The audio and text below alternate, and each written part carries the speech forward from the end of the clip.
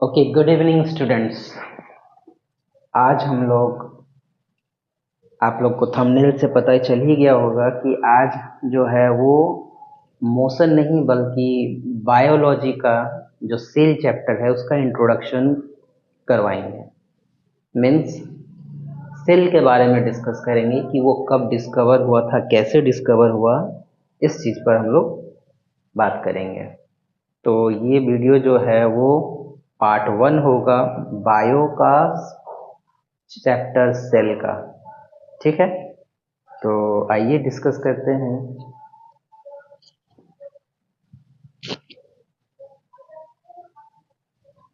तो students, cell chapter को discuss करने के लिए कहा जाता है, इसमें कई सारे साइंटिस्ट का इन्वॉल्वमेंट है जो कई सारी चीज़ों को डिस्कवर किया है। सेल एक ही बार में सेल जो है वो डिस्कवर नहीं हुआ था। तो पहला जो सबसे पहला साइंटिस्ट है जिन्होंने सेल को डिस्कवर करने में योगदान दिया है वो है हमारा रॉबर्ट हुक। ओके, तो स्टूडेंट्स, जो पहला साइंटिस्ट है जिन्होंने सेल को डिस्कवर करने में योगदान दिए हैं वो पहला साइंटिस्ट है रॉबर्ट हुक, जिनका डेट ऑफ बर्थ यानी कि जो जन्म है वो 1635 से 1703 में तक हुआ था, यानी कि उनका डेथ जो है 1703 में हुआ है। इनका ये 1665 में इन्होंने सेल के बारे में अध्ययन किया था, डिस्कवर किया था। इन्होंने क्या किया था कि ये इन्होंने एक बॉटल का जो कॉर्क होता है, बॉटल का जो कॉर्क होता है, बोलने का मतलब है जो ऊपर का ढक्कन जो होता है, पहले ज़माने में मेटेलिक कैप, प्लास्टिक कैप नहीं हुआ करता था, तो जो बॉटल का जो कॉर्क होता था उसके स्लाइस को काट कर उन्होंने अपने बनाया गया है माइक्रोस्कोप के अंदर उसको देखा गया था, जिसमें वो पाया कि उनका जो कॉर्क है वो डिफरेंट सेक्शन में बटा हुआ है, जैसे कि ईंट का टुकड़ा। ठीक है, और उसी को उन्होंने सेल का नाम दिया। ठीक है, जो कि वो इसी अध्ययन को वो अपनी बुक जिनका नाम माइक्रोग्राफिया है, जो कि 1665 में वो लॉन्च किया था, उस किताब में लिखा था। तो स्टूडेंट, रॉबर्ट हुक के बाद जो सेकंड साइंटिस्ट थे वो है एंटोन वैन लीeuwenhoek। इसको समझने के लिए हम लोग यहाँ पे एक फोटो डाल देते हैं सेल का। आ जाओ, आ गया। तो देखते हैं एंटोन वैन लीeuwenhoek के बारे में। एंटोन वैन लीeuwenhoek जो है, इनका जन्म 1632 से लेकर मृत्यु 1723 में हुआ था, और इन्होंने 1673 में, ठीक है, इन्होंने 1673 में सेल के बारे में बताया था, जो कि एक डच माइक्रोस्कोपिस्ट है। डच के एक माइक्रोस्कोपिस्ट है, माइक्रोस्कोप में जो अध्ययन करते हैं उसको माइक्रोस्कोपिस्ट बोला जाता है। इन्होंने फ्री लिविंग सेल के बारे में बताया था, जो कि तालाब से उन्होंने पानी को निकाला था, और उस पानी को जब उन्होंने माइक्रोस्कोप के अंदर रखा था तो उसमें कई सारे लिविंग क्रिएचर्स यानी कि छोटे छोटे सेल जैसे देखने को मिला था, जिन्होंने वो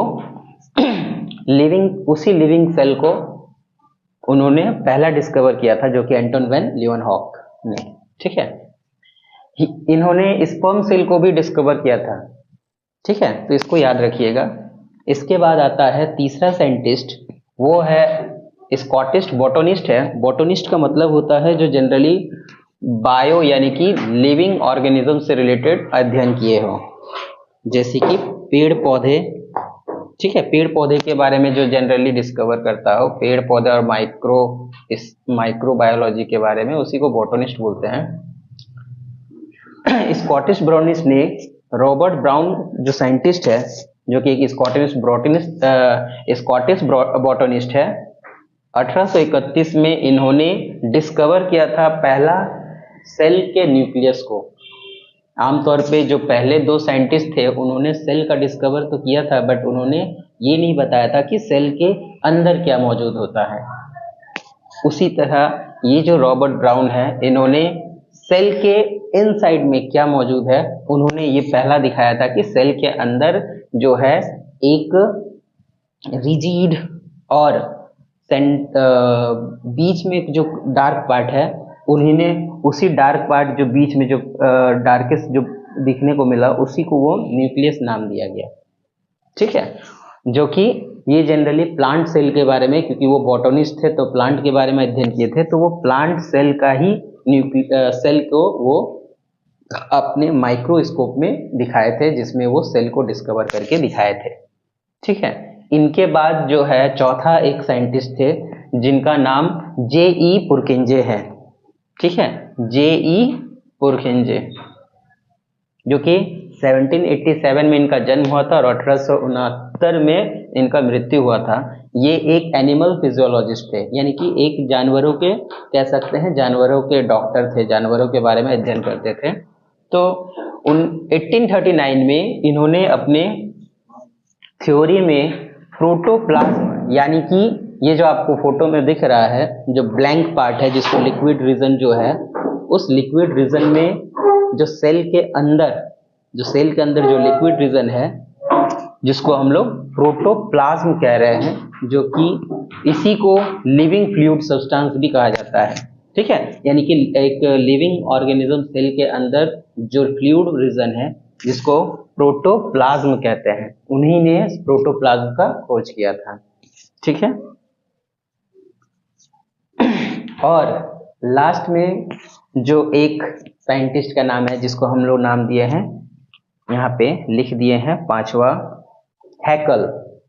हैकल ने साफ तौर पे लिखा हुआ है, Haeckel establish that the nucleus was responsible for storing and transmitting heredity characteristic. Haeckel ने ही ये बात बताया था कि जो सेल के अंदर न्यूक्लियस मौजूद है वही रिस्पॉन्सिबल है कि जो खाना को स्टोर करना, ठीक है, और अपने हेरिडिटी को ट्रांसफर करना, वो सारा जो काम है वो न्यूक्लियस का ही होता है। तो स्टूडेंट्स, ये था हमारा इंट्रोडक्शन था सेल के बारे में। I hope you all like it, so please share and subscribe. और आप लोग चाहेंगे तो इस टॉपिक चैप्टर को और डिटेल से बताएंगे। साथ ही साथ जो मोशन चैप्टर का जो दो इक्वेशन ऑफ मोशन जो हम लोग बाकी है अभी, सेकंड इक्वेशन और थर्ड इक्वेशन से रिलेटेड न्यूमेरिकल्स, वो भी हम डालते रहेंगे। साथ ही साथ इनका इंट्रोडक्शन भी हम करवा दिए, सोचे इनको पहले करवा देते हैं। ठीक है, तो आप इनको देखिए, उसके बाद हम सेकंड इक्वेशन ऑफ मोशन के बारे में भी डिस्कस करेंगे। ठीक है, शेयर सब्सक्राइब करते रहिए ताकि 50 सब्सक्राइब होने के बाद हम लोग लाइव स्ट्रीमिंग पे डायरेक्ट चैप्टर समझेंगे। ठीक है, थैंक यू।